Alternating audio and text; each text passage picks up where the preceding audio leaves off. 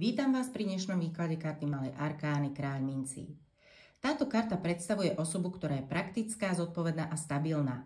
Stojí pevne na zemi, je realistická a vie zvládať materiálne aj duchovné veci s vyváženým a rozvážnym prístupom. Pozrime sa teraz na to, čo všetko nám karta ukazuje. Na karte vidíme kráľa sediaceho na kamennom tróne. Kráľ a koruna sú symbolom autority a schopnosti viesť a rozhodovať s múdrosťou.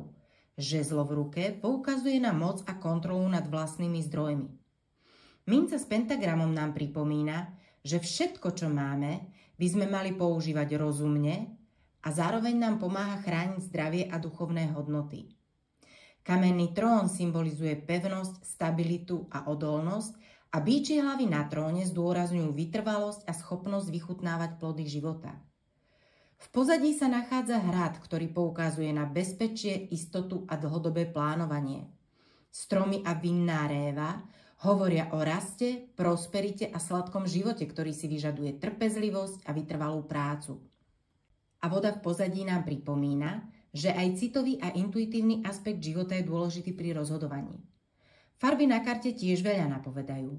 Zelená hovorí o raste a harmonii s prírodou, červená o energii a aktivite, žltá o vedomí a optimizme, modrá symbolizuje duchovno a pokoj a čierna nám pripomína hĺbku skúsenosti a introspekciu. Význam tejto karty nám pripomína, že pravé bohatstvo spočíva v kombinácii praktického uvažovania, zodpovedného hospodárenia a schopnosti vytvárať bezpečné a podporné prostredie pre seba aj druhých.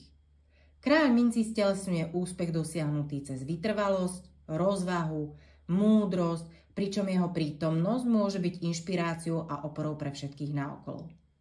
Ak vás tento výklad zaujal a radi by ste sa dozvedeli viac o symbolike tarotu, celý rozšírený výklad k tejto karte nájdete na mojej webovej stránke, odkaz nájdete dolu v popise pod videom. Ďakujem, že ste boli dnes so mnou a ak vám tento výklad priniesol inšpiráciu, poteším ma, ak dáte videu like a prihlásite sa na odber, aby vám neunikli ďalšie tarotové výklady.